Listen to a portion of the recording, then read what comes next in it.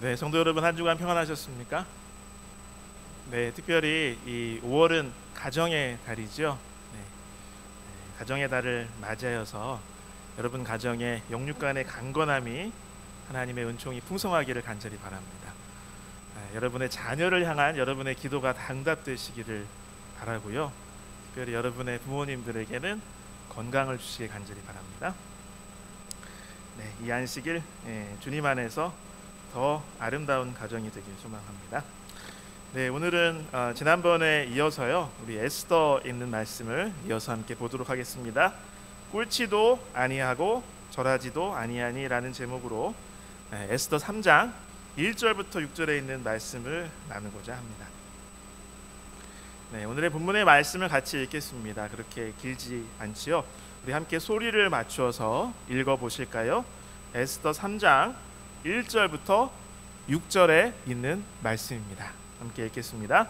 그 후에 아수에로 왕이 아각 사람 함므다다의 아들 하만의 지위를 높이 올려 함께 있는 모든 대신 위에 두니 대궐 문에 있는 왕의 모든 신하들이 다 왕의 명령대로 하만에게 꿇어 절하되 모르드게는 꿀치도 아니하고 절하지도 아니하니 대궐 문에 있는 왕의 신하들이 모르드게에게 이르되 너는 어찌하여 왕의 명령을 거역하느냐 하고 날마다 권하되 모르드게가 듣지 아니하고 자기는 유다인임을 알렸더니 그들이 모르드게의 일이 어찌 되나 보고자 하여 하만에게 전하였더라.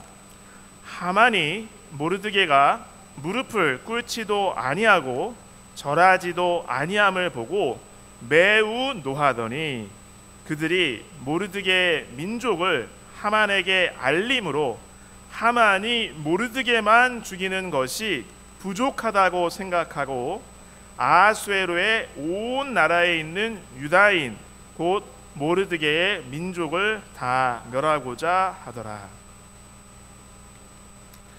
네, 오늘 이 말씀을 살펴보면서 이 말씀을 통해서 오늘 우리가 마음속에 새기고 실천해야 될 영적인 교훈들을 여러분과 함께 나누고자 합니다. 첫 번째는 세상이냐 천국이냐 양자택일해야 할 순간이 반드시 온다고 하는 것입니다. 세상과 천국 사이에서 양자택일해야 할 순간이 반드시 오게 됩니다. 사실 우리가 지난번에 우리 1, 2장 내용을 쭉 함께 살펴보셨듯이요, 사실 모르드게와 그의 사실상의 양딸인 에스더는 하나님의 백성이었지만 세상과 잘 어울려 살고 있었습니다. 모르드게는 예루살렘 출신 유대인의 후손이었어요. 그렇지만 이미 1차, 2차 예루살렘의 중건령이 내렸음에도 불구하고 고향으로 돌아가지 않고 페르시아의 수도 중에 하나인 수산성에 남아 있었습니다. 그리고 양딸을 이 새로운 왕후를 뽑는 선발 대회에 내보내고 결국은 이방 왕에게 시집까지 보냅니다. 그리고 이미 살펴보았듯이 2장 10절과 20절에 보면 에스더에게 뭐라고 당부를 해요? 자기의 민족과 종족을 고하지 말라.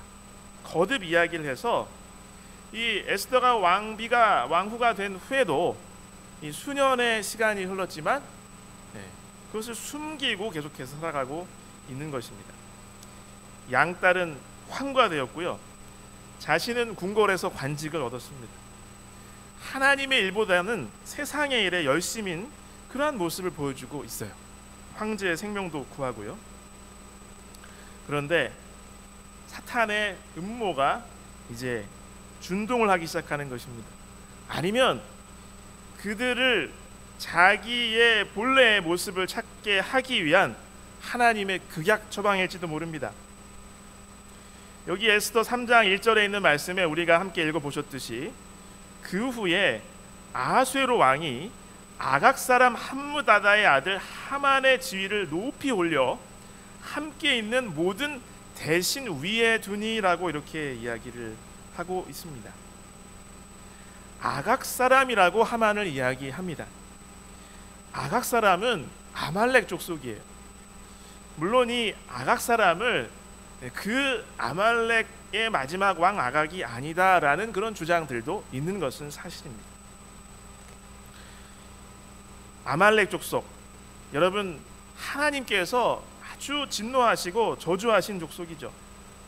신명기 25장과 출애굽기 17장에 보면 사실상 조상으로 올라가면 친족이거든요. 그런데 아무런 이유도 없이 이스라엘을 아주 무자비하게 공격을 했습니다. 그것도 그 수백만의 행군을 하면 뒤쪽에 약간 속도가 뒤처지는 사람들이 있을 거 아니에요. 그 사람들을 공격해서 죽이고 물건을 빼앗은 겁니다. 이유도 없어요.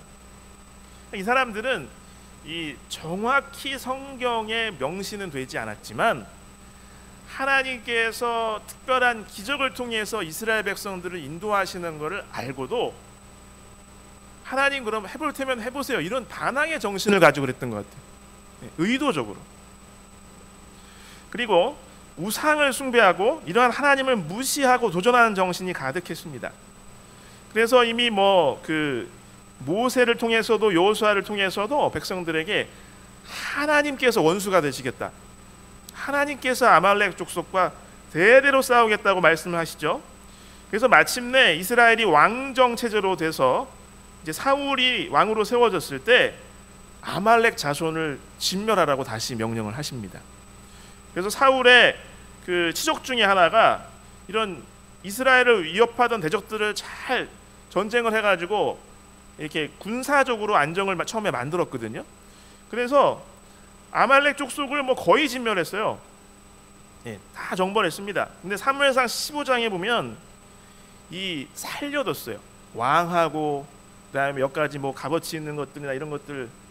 그래서 사무엘 선지자가 또 가서 이렇게 하나님께서 노하신다고 이런 뜻을 이렇게 이야기를 하면서 친히 그 왕을 처단을 하죠. 그런데 이 학자들이나 다른 여러 기록을 가지고 사람들이 이렇게 연구를 해보니까 이렇게 많이 주장을 합니다. 여기 척 스윈돌이라는 그 미국의 유명한 그 여러 기독교 저수를 하는 분이죠. 그분의 책에서도 아각 족속, 아각 민족, 아말렉 자손들은 사울이 죽이지 아니한 아말렉 왕의 이름을 따서 그들의 이름을 정했다라고 하는 것이. 그래서 그때 사실상의 군주는 처단을 당했지만 후손이 남아 있었다고 이렇게 이야기를 하는 것이죠. 그런데 아시다시피 우리 2장에도 우리가 이미 지난번에 본 바와 같이 이 모르드게는 2장 5절 말씀에 보면 베냐민 자손이에요. 그리고 기스의 증손이고 시므이의 손자요 야일의 아들입니다. 그래서 6절 말씀은 지난번에 설명을 해드렸어요. 그래서 이 바벨론 2차 포로 때 그들의 조상이 같이 잡혀온 겁니다. 그래서 6절의 모르드게는 실제는 그는이라고 쓰여져 있죠. 그런데 베냐민 자손, 바로 사울이 베냐민 족속입니다. 그리고 공교롭게도 사울의 아버지의 이름도 기스예요. 근데 이때 기스는 그 기스는 아닐 거예요. 왜냐하면 모르드게의 신분을 알려주기 위해서 설명한 거기 때문에 여러 동일한 인물 중에 이름을 가진 조상이었다고 하는 것이죠. 그래서 에스더 3장 1절에 아수에로 왕이 하만의 지위를 모든 신하 위에 올렸다고 하는 것은 이 모르드게에 굉장히 남다른 의미로 다가가실 수 있습니다. 여기 선지자왕 600쪽에도 메대 바사에서 높은 지위에 있으면서 악한 일을 예사로 하는 아각 사람 하만을 통하여 사탄은 이때의 하나님의 목적을 방해하고자 하였다라고 이야기를 하고 있습니다. 그래서 사탄 마귀는 어떻게든 이스라엘 백성을 통해서 예수 그리스도가 출생하지 못하게 하면 성공하는 겁니다. 그러면 신앙적으로 타락하고 하나님과의 언약을 지키지 못하게 하는 방법도 있고, 또 한 가지는 이스라엘 민족 자체를 다 없애버리면 돼요. 그래서 어쨌든 간에 이러한 일을 통하여 모르드게는 요즘 흔히들 말하는 일종의 스스로 깨달음을 얻는 각성의 순간을 경험했던 것 같습니다. 결단의 순간이 있습니다. 지금껏 하나님을 거역하는 세상과 별 문제 없이 잘 지내던 나에게도 하나님께서는 여러 가지 상황을 통해서 분명한 결단을 요구하실 때가 있습니다. 어떤 분들에게는 바로 지금이 그 순간이라고 느끼실 것입니다. 타협을 할 것인가, 믿음을 고수하기 위해서 투쟁할 것인가, 편안한 삶을 택할 것인가, 마음의 평안을 택할 것인가, 돈과 명예와 쾌락과 세상 사람들이 흘러가는 그 조류에 따라 사람들이 좋아하는 그 편을 택할 것인가, 영원한 삶을 택할 것인가, 세상의 안일함을 택할 것인가, 천국을 택할 것인가. 사실은 분명합니다. 답은 분명한 것이죠. 그런데 우리의 삶이 우리가 이렇게 명확한 태도를 보이지 않아도 그저 세상의 삶은 세상의 삶대로, 신앙적인 신앙의 삶은 신앙의 삶대로 마치 잘 흘러가는 것처럼 느껴질 때도 있다고 하는 것이죠. 그러다가 어느 순간에 하나님께서는 우리에게 결단을 요구하시는 것입니다. 마태복음 6장 24절에 예수님께서 정말 이 촌철살인과 같은 말씀을 해주셨죠. 마태복음 6장 24절 함께 읽겠습니다. 한 사람이 두 주인을 섬기지 못할 것이니 혹 이를 미워하고 저를 사랑하거나 혹 이를 중히 여기고 저를 경히 여김이라. 너희가 하나님과 재물을 겸하여 섬기지 못하느니라. 예수님께서 딱 재물이라고 이렇게 찍으셨어요. 하나님과 재물을 겸하여 섬길 수가 없다고 하는 것이죠. 마가복음 9장 43절, 45절, 47절에 이 말씀을 잘 아시죠? 정말 사지를, 몸의 한 지체를 끊어내는 듯한 강력하고 단호한 결단을 해야 될 때가 있다는 것이죠. 만일 내 손이 너를 범죄하게 하거든 찍어버리라. 장애인으로 영생에 들어가는 것이 두 손을 가지고 지옥 곧 꺼지지 않는 불에 들어가는 것보다 나으니라. 45절 만일 내 발이 너를 범죄하게 하거든 찍어버리라. 다리 저는 자로 영생에 들어가는 것이 두 발을 가지고 지옥에 던져지는 것보다 나으니라. 47절 만일 내 눈이 너를 범죄하게 하거든 빼버리라. 한 눈으로 하나님의 나라에 들어가는 것이 두 눈을 가지고 지옥에 던져지는 것보다 나으니라. 어쩌면 우리는 참으로 위태로운 세상의 편리함과 나의 욕심을 어느 정도 만족시켜주는 그쪽으로 우리의 한 발을 디디고, 또 하나님께서 우리를 부르시는 영원한 삶으로의 그 구원도 얻기 위해서 또 나머지 한 발을 디디고 위태로운 저울질을 계속 하고 있었는지도 모르겠습니다. 그러나 결단의 때가 반드시 있다는 사실을 성경은 우리에게 이야기하고 있습니다. 언제까지 세상과 우리는 타협할 수 있을까요? 세상 사람들처럼 일하고, 세상 사람들처럼 놀고, 세상 사람들이 좋아하는 것들을 같이 좋아하고, 세상 사람들이 추구하는 것을 같이 추구하고. 그러나 결단의 순간은 반드시 옵니다. 세상을 택할 것인가, 천국을 택할 것인가. 우리가 가장 현명하고 바른 선택을 하는 이 시간이 되시길 간절히 바랍니다. 우리 지난 시간에도 함께 나눴지만요, 고린도후서 4장 18절 우리가 주목하는 것은 보이는 것이 아니요 보이지 않는 것이니 보이는 것은 잠깐이요 보이지 않는 것은 영원함이라. 영원한 진짜의 것에 우리의 시선이 있기를 간절히 소망합니다.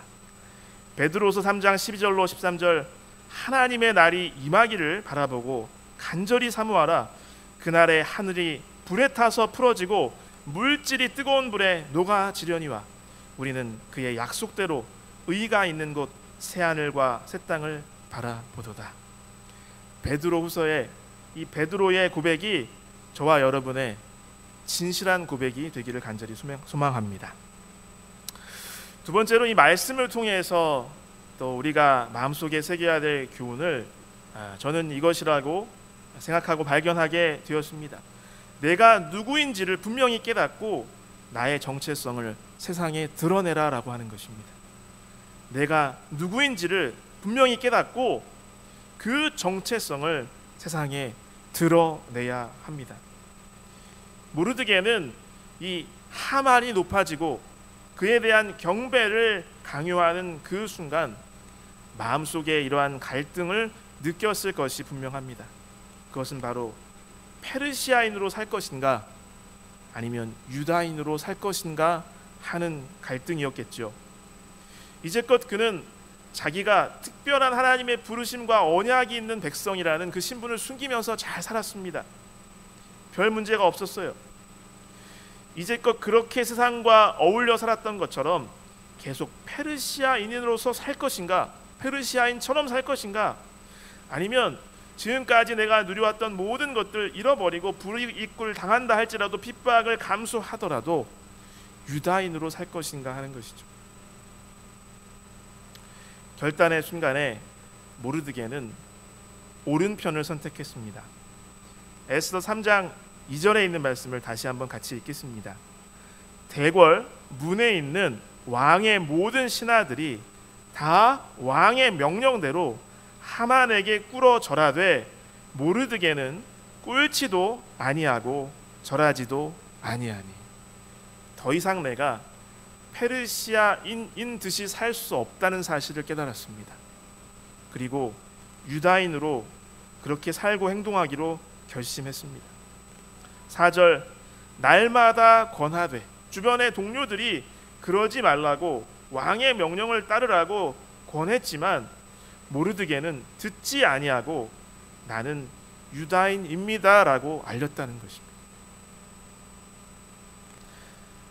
모르드게는 나는 유다인이다라고 답변하였습니다. 꿇지도 않고 절하지도 아니하였습니다. 오늘 이 시간에 우리의 마음에도 나는 과연 누구인가?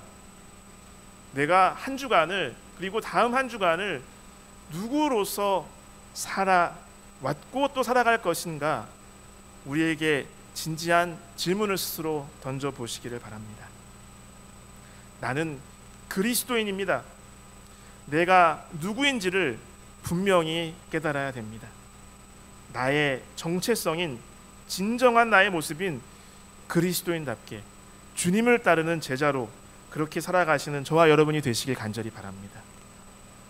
고린도후서 2장 15절 우리는 구원받는 자들에게나 망하는 자들에게나 하나님 앞에서 그리스도의 향기니 예수님의 향기를 드러내는 그러한 말과 행동이 우리의 자연스러운 삶의 모습이 되는 새로운 한 주가 되시길 간절히 바랍니다.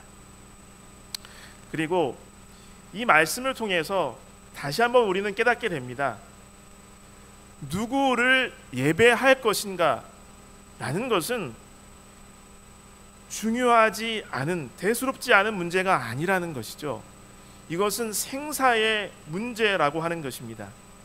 그러므로 하나님을 예배하라고 이 성경의 사건은 우리에게 외치고 있습니다. 우리는 한 가지 의문을 품게 되죠. 사실은 성경에 보면 사람들을 만나거나 어떤 권위가 있는 사람을 만났을 때 예의상 절을 하는 경우들이 상당히 많이 나온다고 하는 것이죠. 그래서 이 중동 지방에도 이 동방에서는 절을 하는 것이 일반적인 인사의 예법입니다. 그래서 창세기에도 보면 아브라함이 해쪽 속을 만났을 때 절했다는 표현이 나오고요. 야곱은 쌍둥이 형 에서에게 절했고요. 야곱의 아들들은 애굽의 총리에게 그 자기의 동생인지 모르는 상태에서 또 이렇게 절을 했죠. 다윗은 사울에게 절했고요. 그 다음에 드고와 여인이 다윗에게 절했다는 것이 사무엘하에 나옵니다. 그리고 밧세바가 다윗에게 절을 했고요. 열왕기상 1장. 그리고 에스더 같은 에스더서에도 이 8장 3절에 보면 이 왕에게 절을 했습니다. 그러면 이 모르드게가 하만에게 절하지 않은 이유는 무엇일까요? 여기 2절로 5절에 보면 왕은 분명히 명령을 했어요. 모든 신하들이 하만에게 절하라, 무릎을 꿇어서 절하라고 했던 것 같습니다. 그래서 5절에 보면 결국은 모르드게의 그런 행동을 보고 하만이 굉장히 많이 화를 냈어요. 여기 보면 본문의 말씀에 이 절하다라는 게 나오고 무릎을 꿇다라는 그 단어가 나옵니다. 근데 이것이 동일한 단어가 참 하나님을 경배하고 또 거짓 우상에게 섬기는 것에도 동일하게 사용된 단어입니다. 그래서 여기서 모르드게가 하만에게 절하는 것을 거부했던 것은 그것이 보통의 일반적인 예의를 지키는 의미에서의 절이 아니었다는 것을 우리가 알 수가 있습니다. 자신을 신격화하며 인간보다 높은 존재로 일종의 종교적인 경배를 하기 원했다는 것이죠. 여기 선지자 왕 600쪽에도 하만은 유대 사람 모르드게에 대하여 지독한 악의를 품고 있었다. 모르드게는 하만에게 아무런 해를 끼치지 아니하였고 다만 그에게 예배하는 자세로 경의를 표하지 않았을 뿐이다라고 이야기를 하고 있습니다. 분명히 이것은 통상적인 인사가 달랐다는 것이죠. 그래서 모르드게가 이것은 받아들일 수가 없었습니다. 여기 예전에 우리 안식일학교 작년 교과에 보면요, 여기 이 부분에 대한 해설이 나오는데요.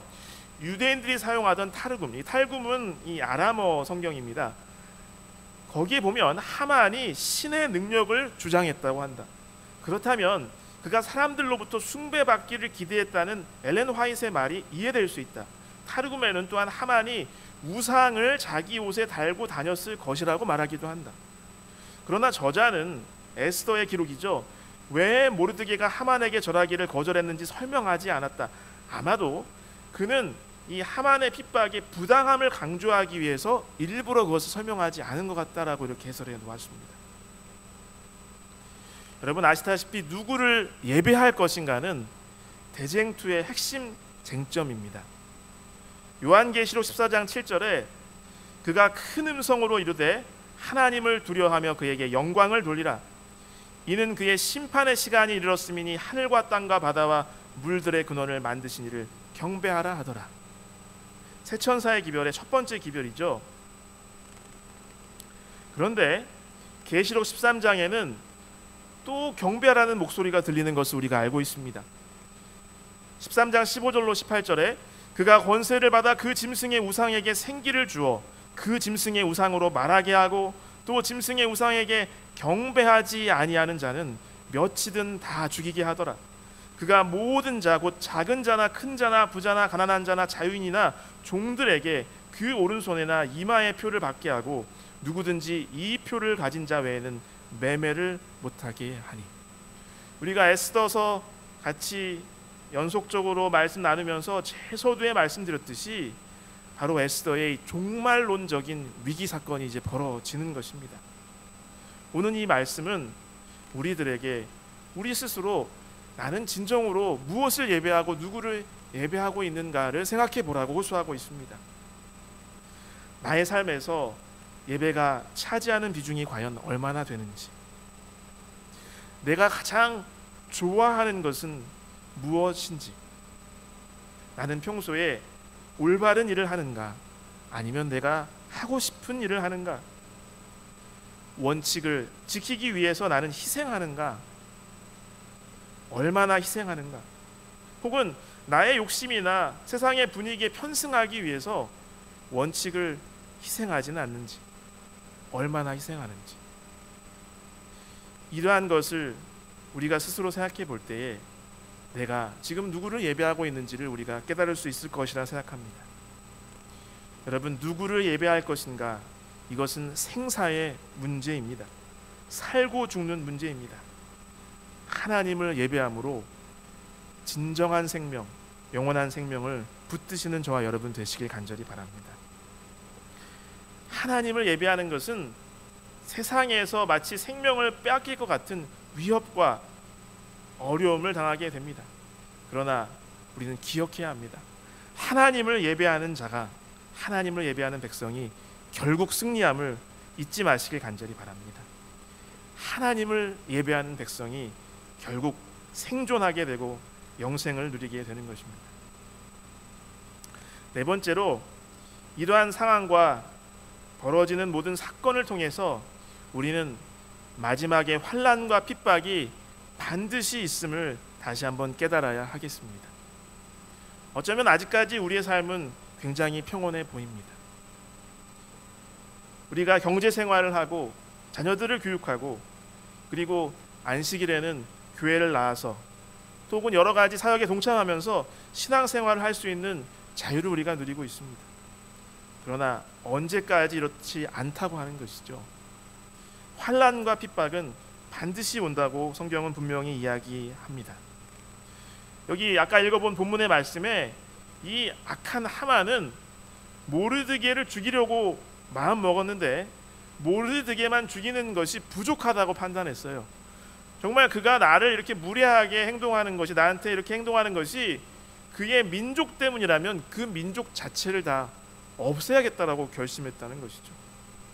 여기 아까 우리가 요한계시록 3장 15절에 나온 그 사건과 동일한 양상이 펼쳐지고 있는 것이죠.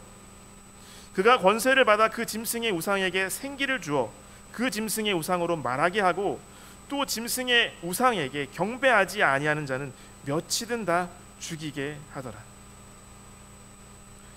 이러한 핍박과 환난에서 승리하는 방법을 너무나 감사하게도 하나님께서 성경 말씀을 통해서 우리에게 이미 다 알려주셨습니다.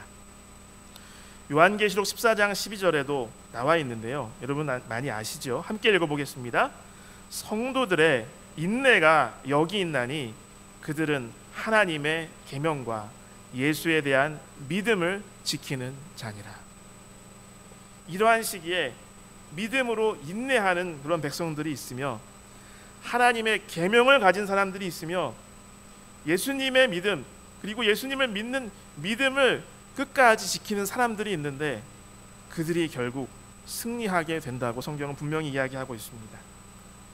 환난과 핍박의 때에 여러분 에스더의 뒤에 펼쳐지는 사건들을 우리가 익히 들어서 아십니다.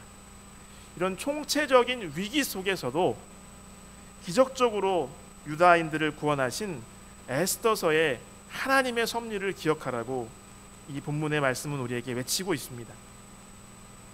우리에게도 환난과 핍박이 반드시 오게 됩니다. 고린도전서 15장 57절로 58절에 있는 말씀을 제가 읽겠습니다. 우리 주 예수 그리스도로 말미암아 우리에게 승리를 주시는 하나님께 감사하노니 그러므로 내 사랑하는 형제들아 견실하며 흔들리지 말고 항상 주의 일에 더욱 힘쓰는 자들이 되라. 이는 너희 수고가 주 안에서 헛되지 않은 줄 알미라. 환난과 핍박 무섭습니다. 너무나 거대하게 다가오고 작은 나는 어떻게 해야 될지 모르겠지요. 그러나 우리는 잊지 말아야 됩니다. 지금 평온한 시대를 살아가는 우리의 이 일상의 지금의 삶도 우리가 우리의 승리를 이루는 것이 아니라는 것입니다. 주님께서 이기셨기 때문에 주님께서 이기신 그 승리를 우리에게 나눠주시고 함께 경험하게 하시는 거라는 것이죠. 그렇다면 환난과 핍박도 내가 싸워 이기는 것이 아니고 주님께서 싸우시게 하는 것에 바로 우리의 승리의 비결이 있지 않겠습니까? 여러분, 지금부터 지금 평온할 때에 이러한 믿음을 우리가 연습하고 실천하고 단련해야 할 것입니다. 오늘 나에게 다가오는 작은 시험에서부터 나를 이기게 하시는, 나 대신 싸워주시는 주님의 도우심을 의지하시고 작은 선택의 순간에 승리를 경험하게 되시길 간절히 바랍니다.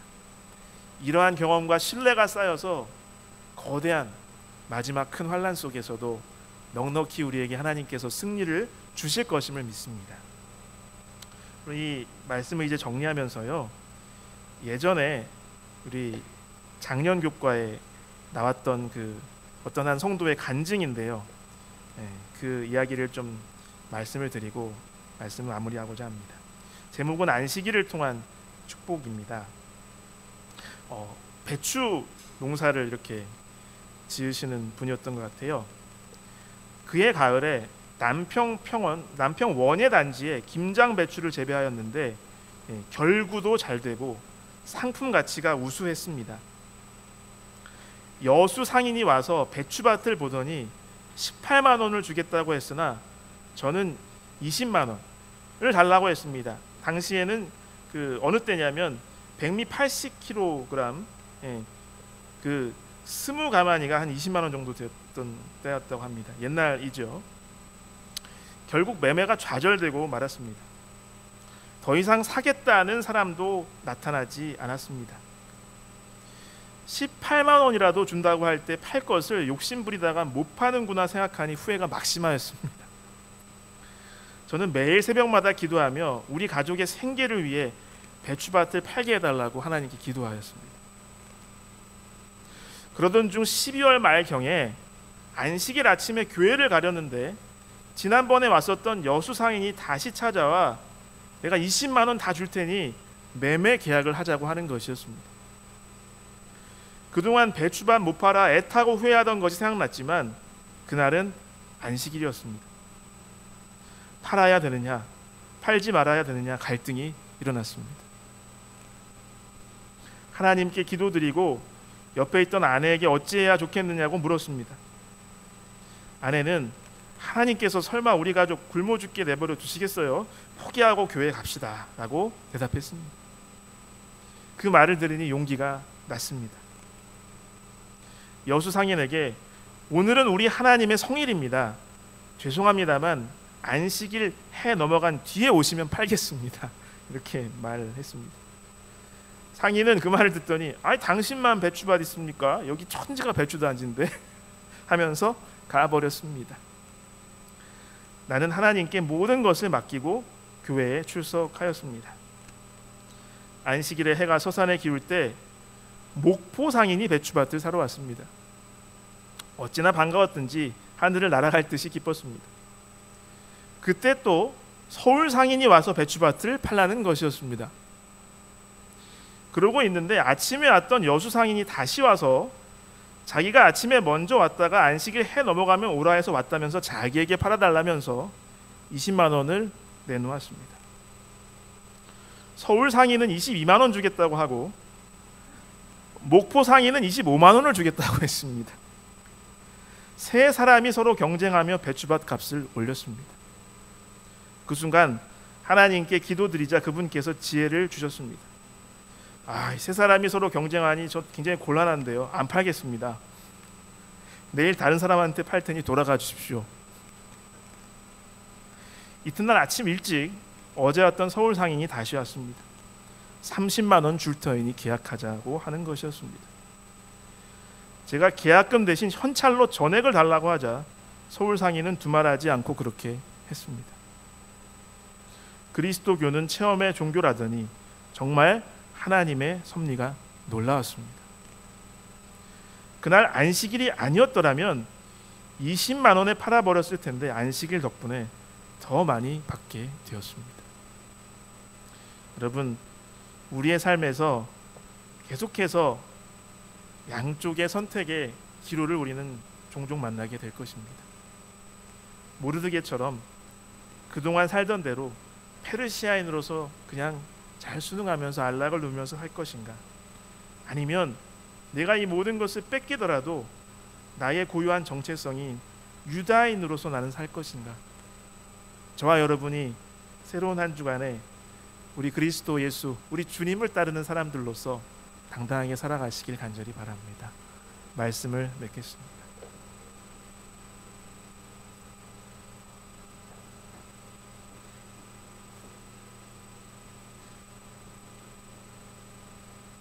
다 같이 일어나셔서 마치는 찬미 569장 드시겠습니다. 이 찬미 끝난 다음에 김성수 목사님의 마치는 기도가 있으시겠습니다. 모든 예배를 마치겠습니다.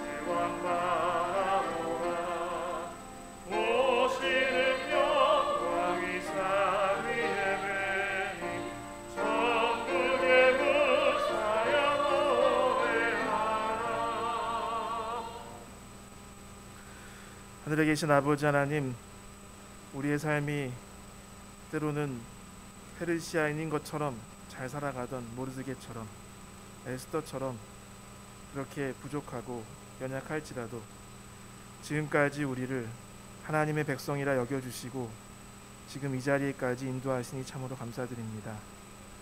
아버지 하나님, 그러나 분명하게 우리가 언제까지 그러한 태도로 살 수 없음을 때때로 성령 하나님께서는 여러 가지 삶의 경험을 통해서 우리에게 외치고 계시다는 사실을 우리가 잊지 않도록 도와주시옵소서.